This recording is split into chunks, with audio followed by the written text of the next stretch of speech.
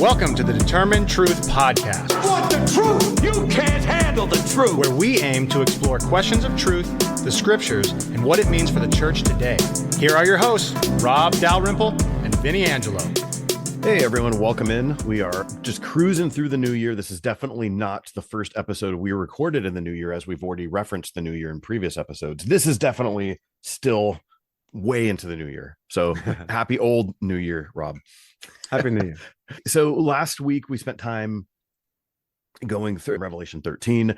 You cannot look at Revelation 13 without looking at the background of Daniel chapter 7, which has these four beasts. We talked about how Daniel chapter 7 is paralleling what's happening in Daniel chapter 2. So those passages need to be read together. And we talked about just the way the book of Daniel is laid out with language and genre and those sorts of things. Are there things that we want to revisit quickly before we head back into the world of Revelation 13? Well, Revelation 13 is one of the critical passages in the book. This is the beast, which is often associated with the Antichrist and popular dispensationalism. It's the revived Roman Empire, some end times empire.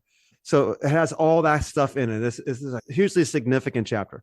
So maybe the best thing to do actually to frame it within the context of the book of Revelation. Okay. Revelation chapter 11, we've got these two witnesses. They go out and prophesy. They do their ministry, leads to the conversion of the nations by their faithful, sacrificial dying for the sake of the kingdom of God.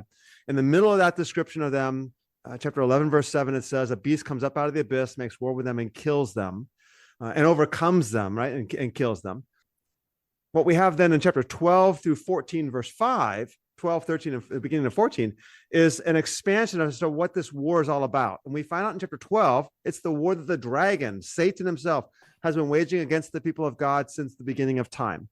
Chapter 12 then ended with, verse 17, the dragon was enraged with the woman, which is the people of God, went off to make war with the rest of her offspring, who keep the commandments of God and hold to the testimony of Jesus.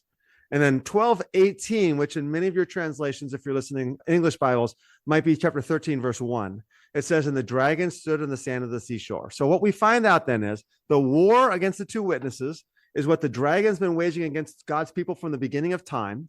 It goes back to Genesis chapter 3, verse 15, right? This enmity between the serpent and the woman, and the seed of the serpent and the seed of the woman. And that the dragon has been kicked out of heaven. He's really angry. And he's off to make war with the rest of her offspring who keep the commandments of God and hold to the testimony of Jesus. And now we find out in chapter 13 how he does his work, or how he does his bidding.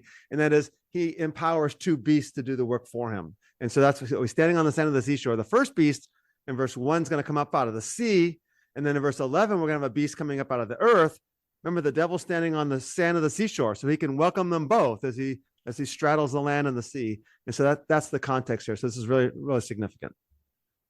So one of the things we've spent so much time on in Revelation is looking at numbers and the amount of time something is used, or the actual number itself. So there's two ways of looking at numbers. In Daniel, so we are jumping to a different book, obviously different testament, but it is apocalyptic. So my question would be the fact that there's four beasts in Daniel.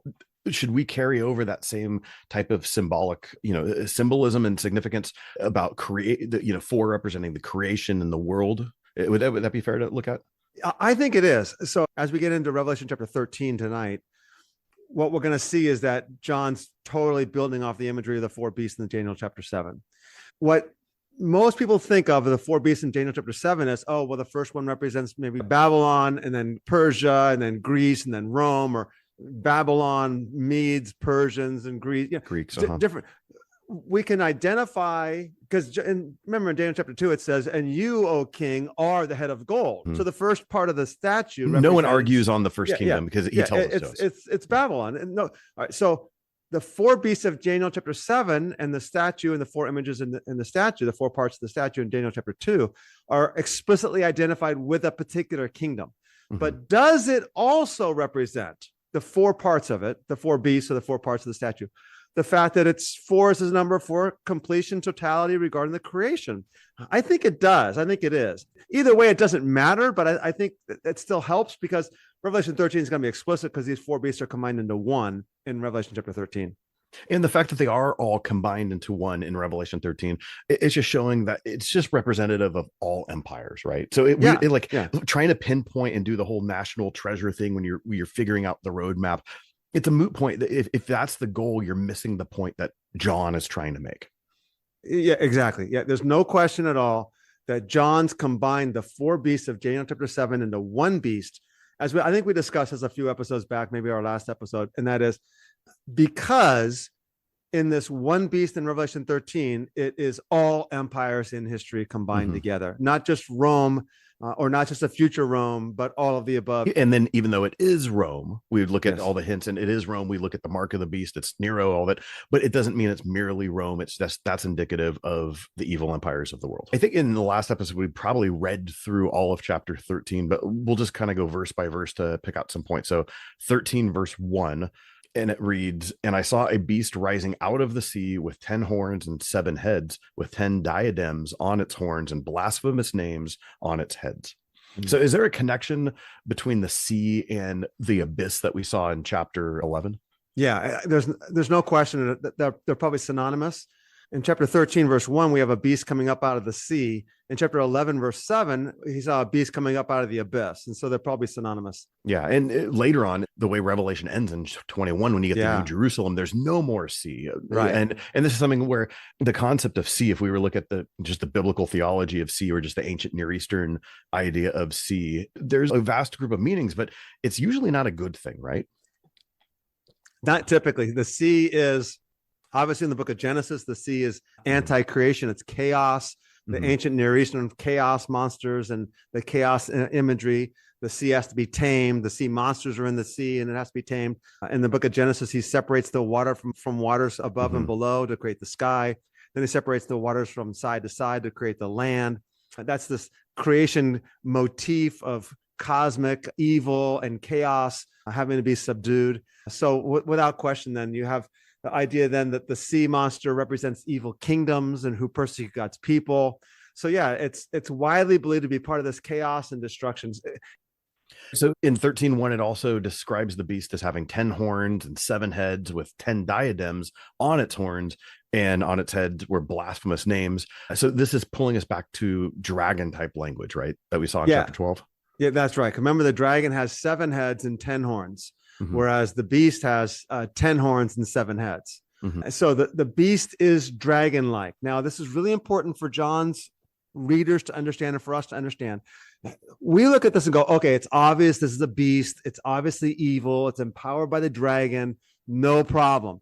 But John's readers, this was a problem. What John's trying to say is, you guys are being seduced by this. You guys are being deceived by this guy. Let me tell you what he's really like.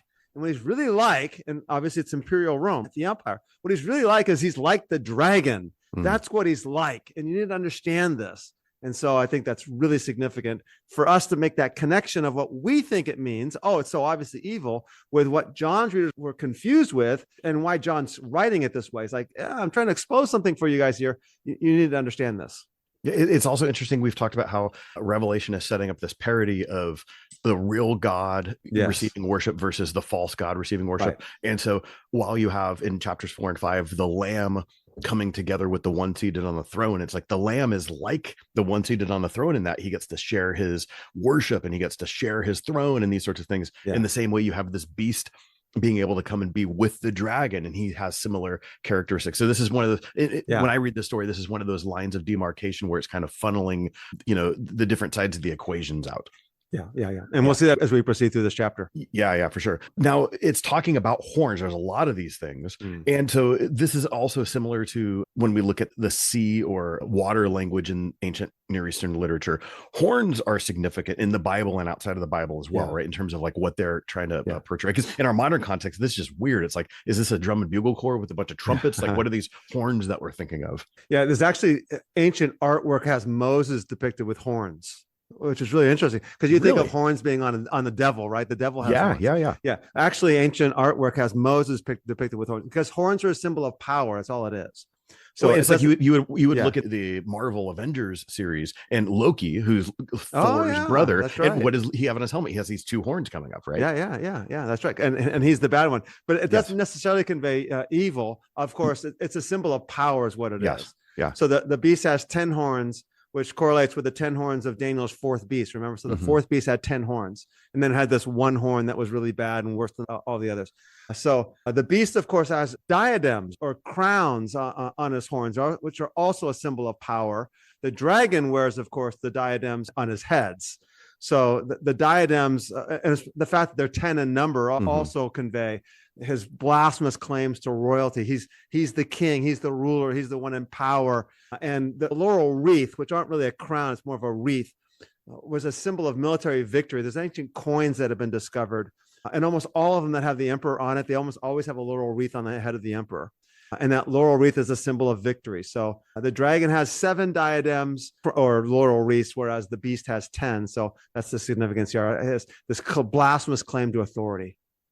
Yeah, it also has a blasphemous name that we read about. Yeah, actually, it has blasphemous names because each of its heads has blasphemous names. That's not a name. But again, it's probably this self-deifying intention that I am the divine, I am the Lord, I'm the God. And so you see in chapter 16, you see those who refuse to repent and they blaspheme the name of God. In verse 2, we see that the dragon empowers the beast. Let's go ahead and go ahead and read it. Because we didn't read 14, verse 2. It says, and the beast that I saw was like a leopard. Its feet were like a bear's, and its mouth was like a lion's mouth. And to it, the dragon gave his power and his throne and great authority. So now this becomes one of the keys to understanding the narrative, and that is the means by which Satan wages his war against the people of God. Remember, so he's waging war against the offspring of the woman, chapter 12, verse 17. And the means by which he does it is to empower these beasts. There's 2 beasts. I like to think of thing 1 and thing 2 from Dr. Seuss, but I don't think that quite works. In the temptation of Jesus, Satan offers Jesus, all the kingdoms of the world I give you if you bow down and worship me. Well, Satan can't give them the kingdoms of the world unless he has power or authority over them. And he does throughout the New Testament. Of course, he will not forever, as 1 Corinthians 15 says, Christ must reign until he takes all power and authority for himself. But right now, the devil has the power and authority over the nations. And what he does is he empowers them to do his work, as we're going to see in this chapter, in this passage. He empowers them to do the work of persecuting God's people. You also have the beasts that are like a leopard, a bear, a lion. This is totally connecting to Daniel's 4 beasts. Yeah, if you look at the 4 beasts in the book of Daniel, chapter 7, it says the first beast was like a lion and had the wings of an eagle. Verse 5, the second beast was like a bear. And verse 6, the third beast was like a leopard. So the 3 aspects of a lion, a leopard, and a bear are all referred to here in Revelation chapter 13 and referring to this particular beast.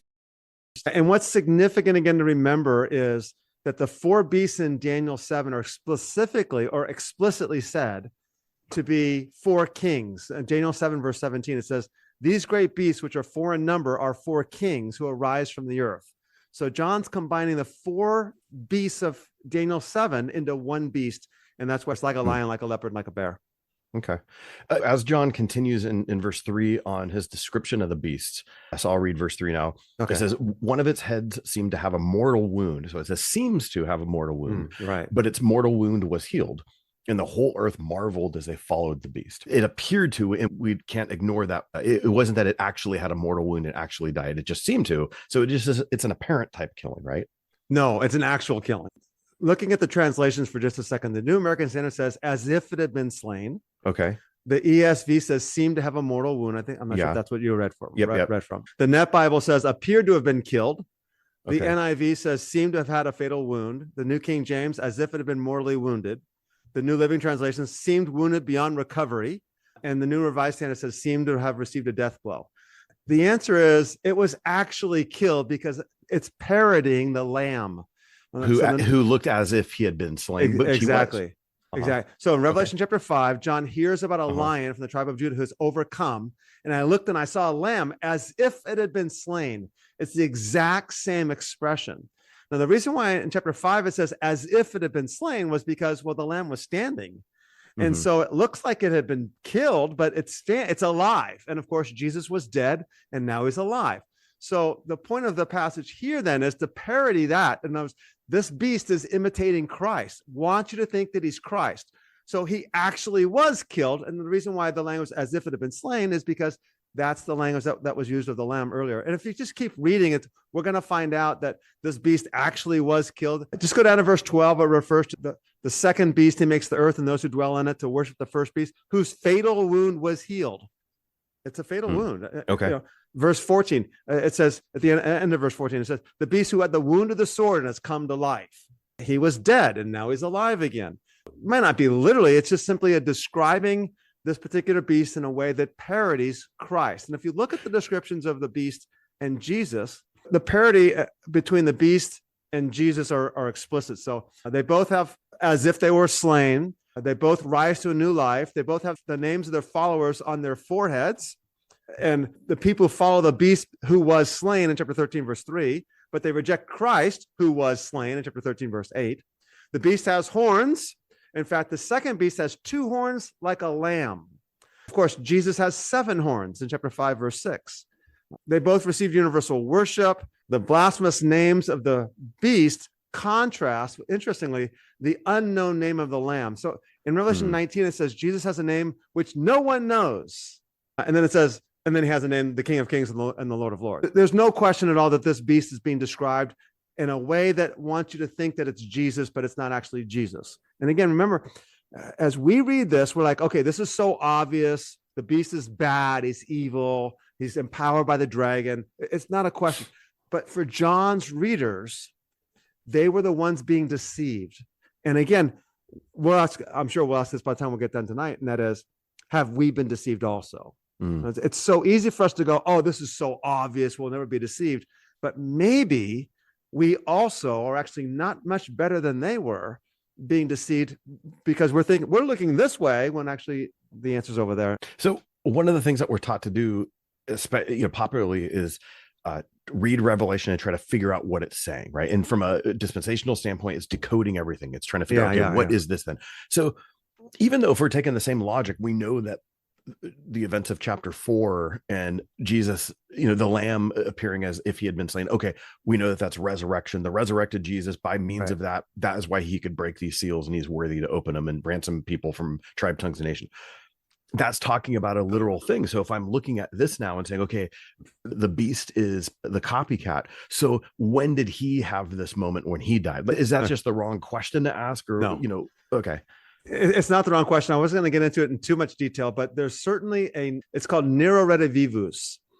There was a tradition. God bless you. that Nero, there's several legends out there. Nero commits suicide in 68. Well, there was a tradition that Nero wasn't actually dead, but he was actually off in Parthia, Iran. And he was going to come back and lead an army and overtake Rome. And there were actually, I think, 2 or 3 imposters that came along at various times in the Roman Empire, like one early on, and I want to say maybe 70, 68, 69, 70. I have to look up the details. And another one later on in the early 80s or mid 80s, if I'm not mistaken. And one of them actually looked like Nero, and they both got away with it for a little while, actually claiming to be Nero. There's no question that the 666 is Nero. And Bauckham has, I think, a really good work on this, where I think he builds the case that John's building on the idea of Nero having come back, leading a Parthian army from the east to capture and to conquer Rome. Interesting. Okay, so there's that also background information that we're just not privy to. Yeah, and if John's writing this in the late 80s or 90s, people were going to know about this. So because they've had 2 imposters that have both been killed. One that was an imposter that lasted, I think, months, if I'm not mistaken. So it sounds like a Disney flick or something like that. Someone taking over the king. Anyway, it's like the evil parent trap. Okay, come on, that was funny. Hey everyone, we want to thank you for joining us on today's podcast. And we want to remind you that everything we provide at Determined Truth is free of charge. And this even includes all of the teaching that Rob does on a weekly basis to pastors in India and around the world. We don't have any supporters that get special behind the scenes access. But we can only do this with the generous support that comes from those of you who can afford to give. So if you would prayerfully consider supporting us with anything from $5 a month or more, we will continue to work hard to challenge the church to be the church. To give, go to determinedtruth.com and click on the Give tab, or follow the link in the show notes. Verses 4 through 6, then we start actually hearing about this blasphemy from the beast. Yeah. Do you want me to read that? Yeah, go ahead, please. Let's go ahead and read it again. And they worshiped the dragon, for he had given his authority to the beasts, and they worshiped the beast, saying, Who is like the beast, and who can fight against it? And the beast was given a mouth, uttering haughty and blasphemous words, and it was allowed to exercise authority for 42 months. It opened its mouth to utter blasphemies against God, blaspheming his name and his dwelling, that is, those who dwell in heaven. Yeah, so here we go. So the nations cry out, who is like the beast, and who is able to wage war with him? Which is a blasphemous claim because it's actually usurping an expression applied to God. So in Isaiah chapter 40, verse 18, it says, to whom then will you liken God, or what likeness will you compare him?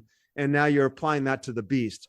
So this beast has blasphemous claims also. Now, John then specifies that the beast's blasphemies, well, his name, and his, of course, is God, and his dwelling place. There's two things that he blasphemes, his name and his dwelling place. Now, almost all English translations, if I'm not mistaken, all of them do, but let me see, the New American Standard, the ESV, the Net Bible, the New Living Translation, and the New Revised Standard Version all insert the words, that is. The beast blasphemes his name and his dwelling place. That is, those who dwell in heaven. So the dwelling place is explicitly identified as the people of God. And that goes along with what we've discussed a little bit before. And that is throughout the New Testament, the temple has become personified. Jesus, of course, says, I am the temple of God, or destroy this temple in 3 days, I'll raise it up. And John says the temple he was speaking of was his body. We have explicit statements from Paul several times, 1 Corinthians 6, 2 Corinthians 6, 1 Corinthians 3. You are the temple of the living God, Ephesians chapter 2. This temple imagery is applied to either Jesus or the people of God. Chapter 11, which we didn't spend a lot of time on, verses 1 and 2. John's going to measure the temple and the altar and the worshipers. And that's a description of God's people. So we have this imagery of God's people being the temple. And it's explicit here. The beast blasphemes God and his dwelling place. That is, those who dwell in heaven. So I think that's really significant here. So who are those then? Is it just the people who we saw in chapters 4 to 5, or those beings who were around the throne worshiping day and night, never ceasing to say things? So this is where we have to understand the nature of the language and what John's trying to do. There's a sense where there's a dualistic, not a binary way of thinking, because it's more complex than that. There's a dualistic way of thinking for John. There's the dragon and the beast and the false prophet. There's the Father, the Son, and the Spirit. There are the followers of the Lamb, and there's the followers of the beast. The followers of the beast have 666 on their forehead, which is the name of the beast. The followers of the Lamb have the name of the Father and the name of Christ. You have this clear distinction between the people of God and the nations. And we've discussed the fact that tribe, tongue, people, and nation, this fourfold description of the nations of the world. We come from that. As the people of God come from that, from every nation, tribe, people, and tongue. You have made them. But for the most part, that's an expression that describes the people of the world, not including God's people. Well, the most explicit way of referring to people of the world, not including God's people, is refer to them as those who inhabit the earth. Actually, one word in Greek, earth dwellers. So it might be a way of translating it. And that phrase, those who inhabit the earth, is always used, always, to refer to the people of the world, not including the followers of the Lamb, or not including God's people, the people of God. So in chapter 3, you have the hour of testing comes on those who inhabit the earth. In chapter 6, he's going to when you're going to avenge our blood on those who dwell on the earth, or those who inhabit the earth. Chapter 8, woe, woe, woe to those who inhabit the earth. Every occurrence of this expression is to refer to the people of the world, not including God's people. So then how do you refer to God's people then? And the answer is they're heaven dwellers. The expression of those who dwell in heaven is John's way of referring to the people of God. It doesn't indicate where they're located as much as it is to whom do they give allegiance. Yep. Okay, so it's an identity. It's not spatial or location. Right. It's identity. The whole biblical story is to whom do you give allegiance, right? Who is your Lord?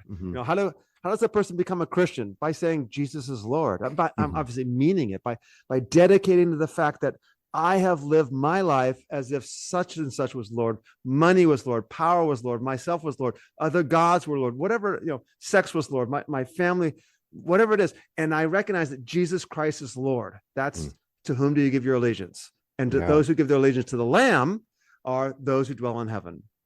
Okay. So if those who dwell in heaven are the Christians, the people of God, then does this mean that the people of God are the focus of the beast's blasphemies? And those are the people, and this is what John's trying to say. Those are the people who he's blaspheming. Yes, exactly. So again, we have this popular conception of the beast as some political ruler who's going to attack Israel and make a treaty with them and then break it in the middle of that treaty and, and bring on Armageddon. And he's maybe the leader of the EU or the leader of the United Nations or some revived Roman Empire, some political Nero-like figure. And John's like, look, he's blaspheming God's people. He's invading the church. He's trying to deceive you. He's waging war on you, on God's people.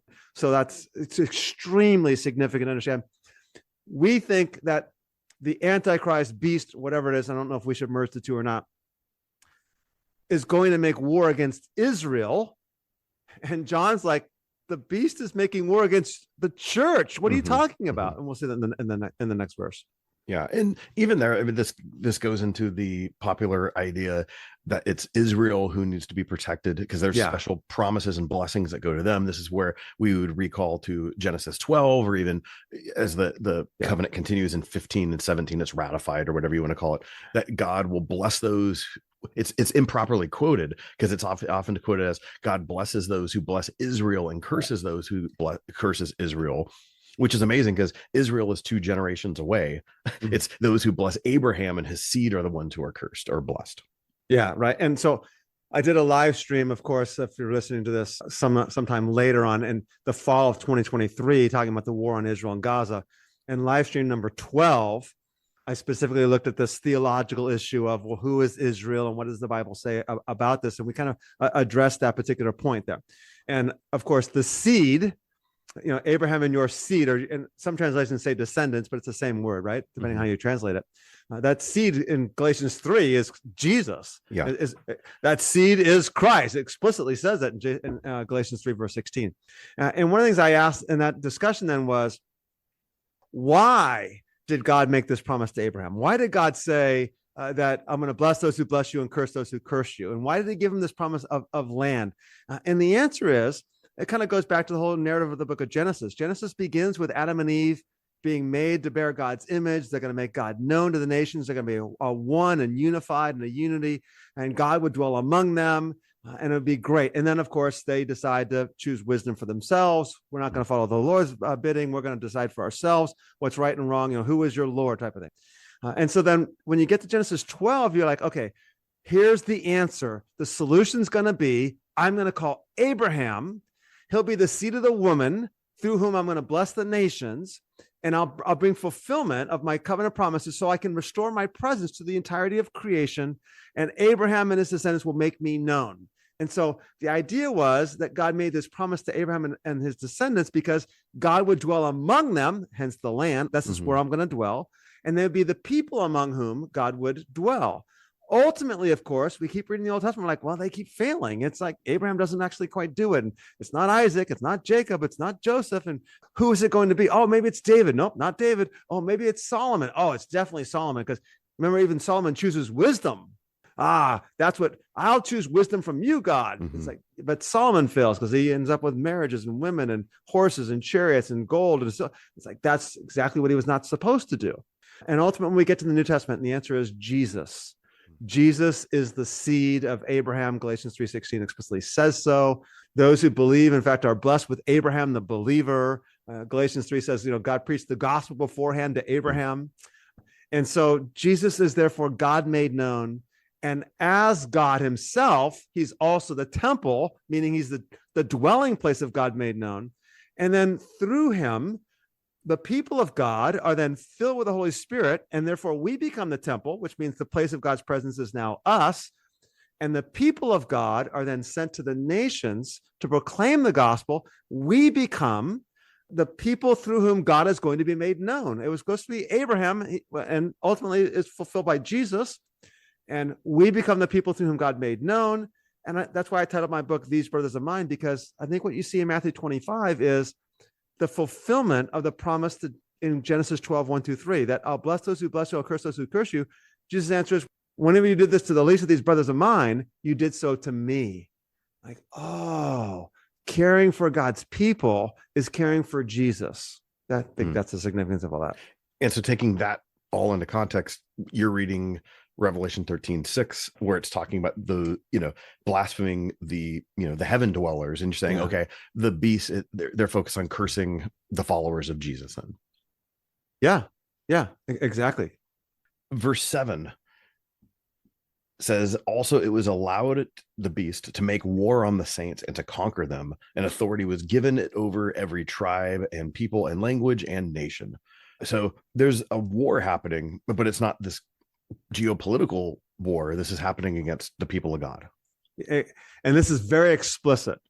So chapter 13, verse 7 and chapter 11, verse 7. Remember what I said before was chapters 12 and 13 and the beginning of 14 are expanding on this war against the two witnesses. And in chapter 11, verse 7, the beast comes up out of the abyss, makes war with them and conquers them. Chapter 13, verse 7, you have almost the exact same expression. It was given to him to make war with the saints and to overcome them, and authority over every tribe, people, tongue, and nation was given to him. And what you see in both those verses then is reference to the beast, reference to making war, reference to conquering. There's no question that chapter 13, verse 7 is expanding and giving us information on what this war is all about.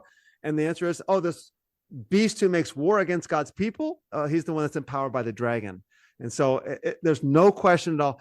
The idea, and again, the idea that this is about some political ruler who invades Israel in a military conquest is deception. It's causing us to look over here when the battle's over there. And what we're doing is we're looking over here to the battlefields of, on CNN or Fox News or wherever you get your newscast to find out when the war's taking place in the Middle East. And people are going crazy, as we record this at the beginning of 2024, because there's war going on in Gaza, and this must be it. It's a prelude to the end times.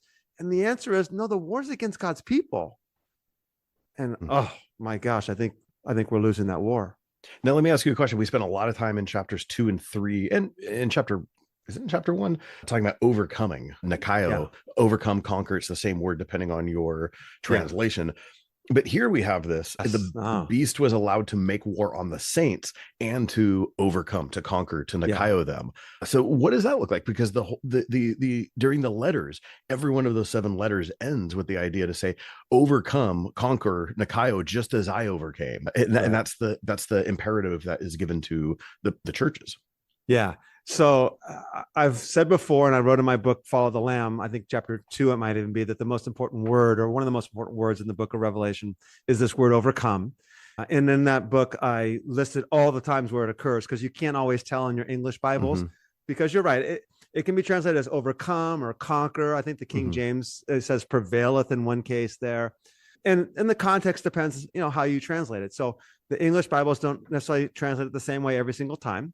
And as you watch that, first thing that you notice is that each of the 7 churches are told, to the one who overcomes, I'll give the right to eat from the tree of life. The one who overcomes, I'll make him a pillar in the temple of my God. Right? There's these promises to the overcomers. And one of the questions that we have to ask as we read the book of Revelation is, well, what is it that we're overcome? What is it that we're overcoming? And what does overcoming look like?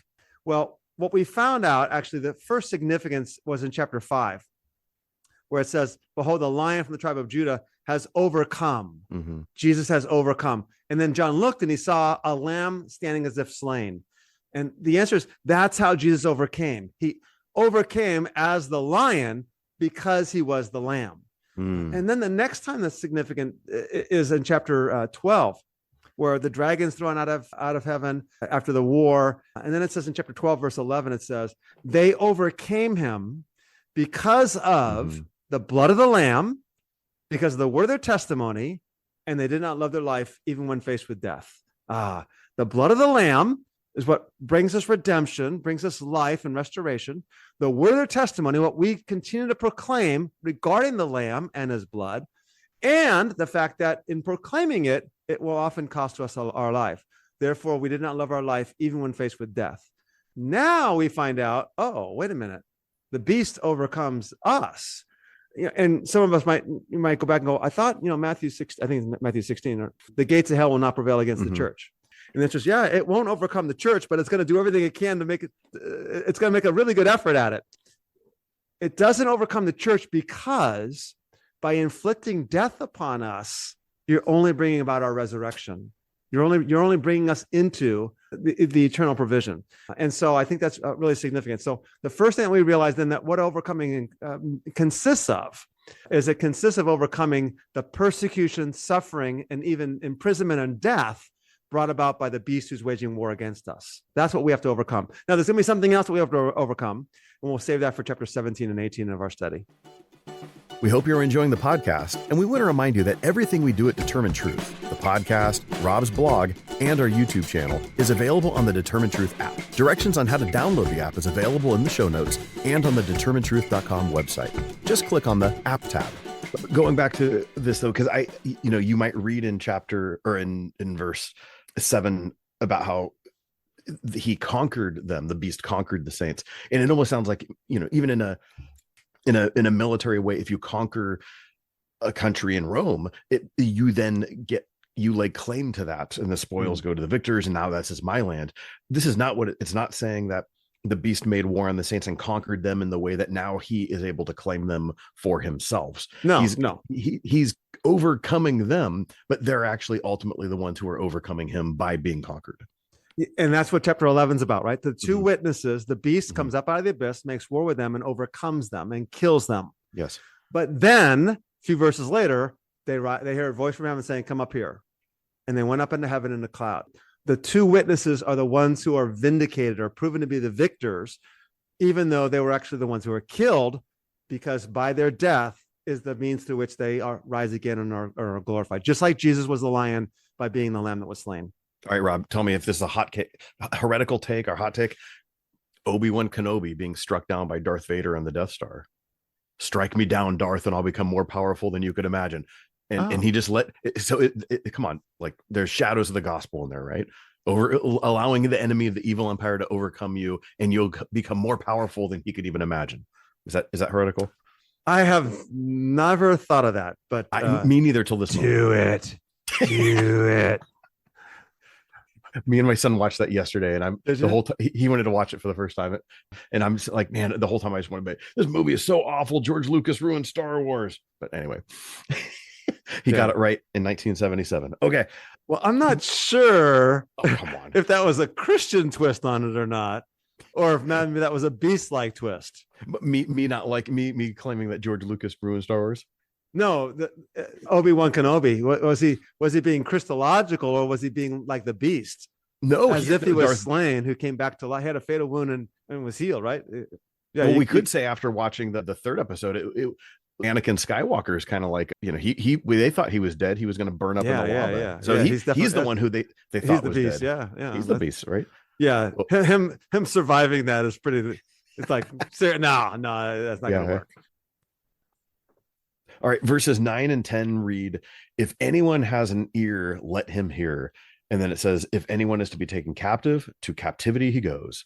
If anyone is to be slain with the sword he must be slain. Here is a call for the endurance of and faith of the saints. So this is kind of hearkening back to, we get this bookend in the beginning that says, hey, the saints are going to be conquered. And now it's like, hey, guess what, guys? This is just what needs to happen, right? Yeah. Notice it. The description of the beast ends with an exhortation to the people of God. If anyone has ears to hear, is the way Jesus finishes his parables or begins his parables, right? If anyone has ears to hear, it's an exhortation to God's people. And why would you have an exhortation to God's people if the beast is some political ruler that the nations, we all know what it is. There's no way I'm getting the mark of the beast on me because, I'm not getting that computer chip in my shoulder or my forehead or my right hand. Why would there be an exhortation to the people of God if that's the case? And the answer is because that's the threat. The danger is that God's people succumb to the beast. Why? Well, we're going to find out one reason here, and that is so that we don't get persecuted. We don't get killed. We're going to go ahead and give in and compromise so that we don't get killed. And that's obviously what's going to happen in the description of the second beast.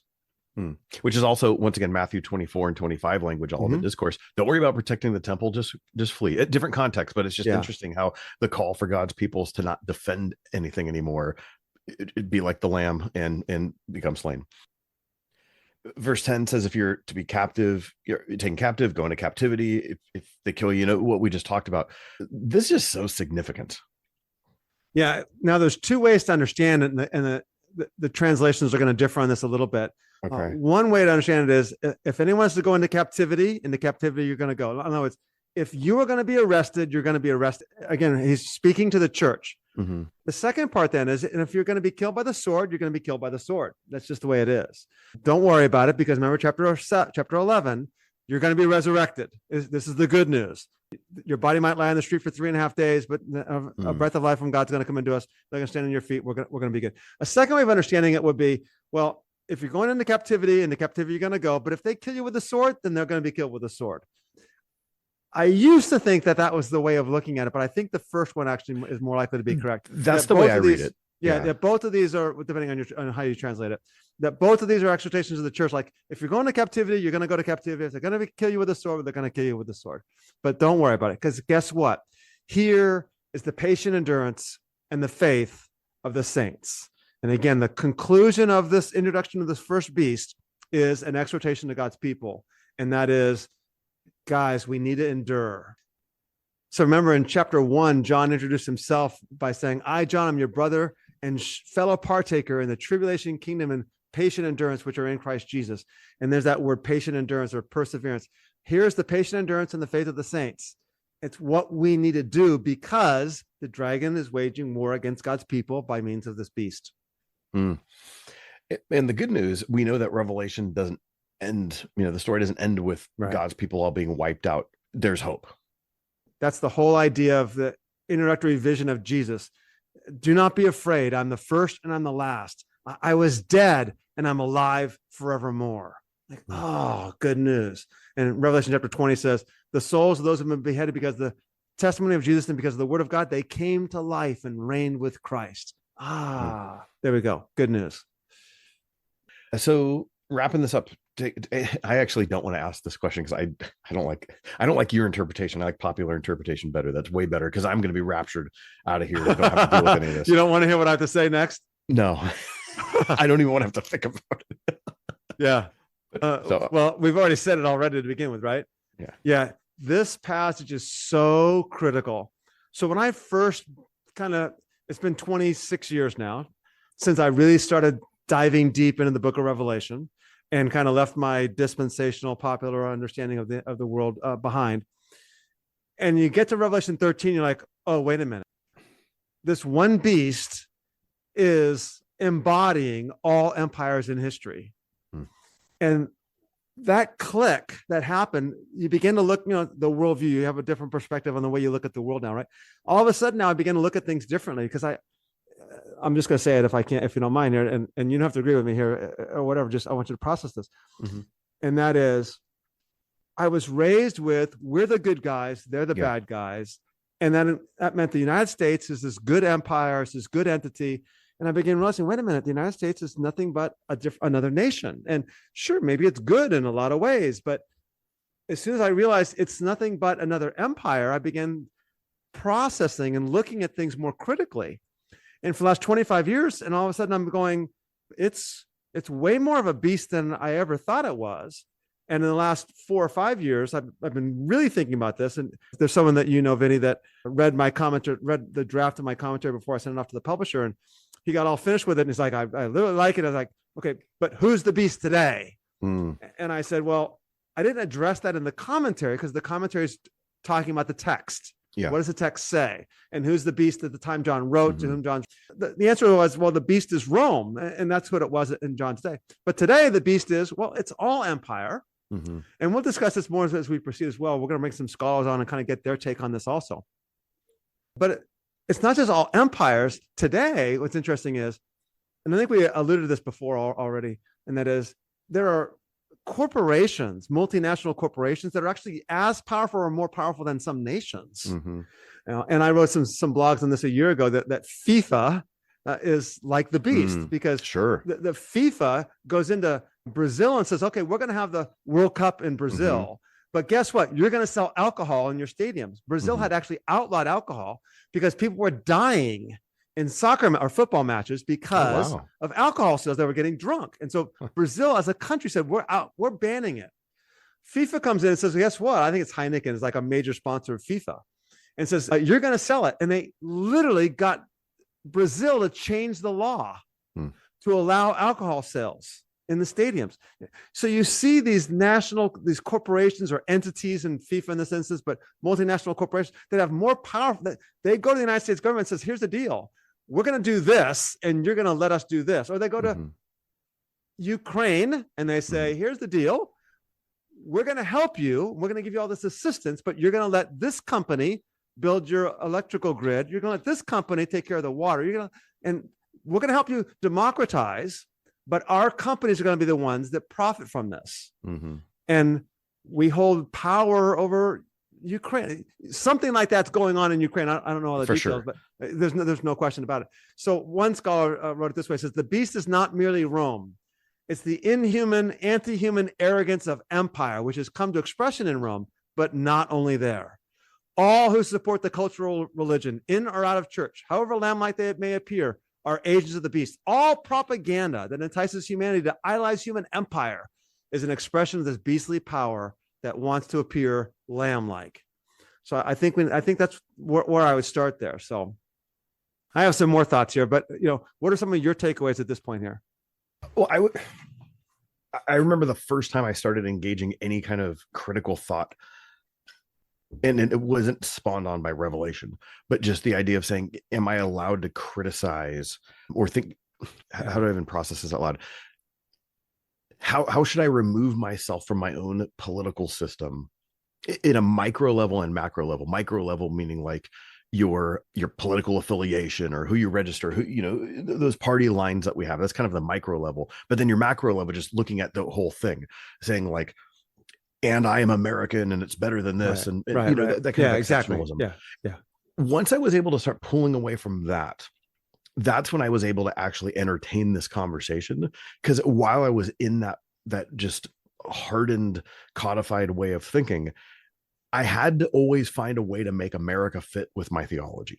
I wasn't truly free to actually look at these things because there's part of me that always wanted to say, yeah, but, and I want to defend it, in some kind of way. It's in the same way as a parent, you love your kid and you might hold them accountable for something, but if someone else is criticizing, you're always going to want to step in and want to defend them, and it was like the same thing was happening, just the way I viewed my own country. And it's not that I'm apolitical or I'm, a communist or anything like that. Like I still have thoughts on politics. I still have convictions, but I had to pull away for a season and just say, okay, I'm okay not having a horse in the race, not having allegiance to a political party or an ideology, and kind of almost becoming more pragmatic and ethics driven rather than having a conviction.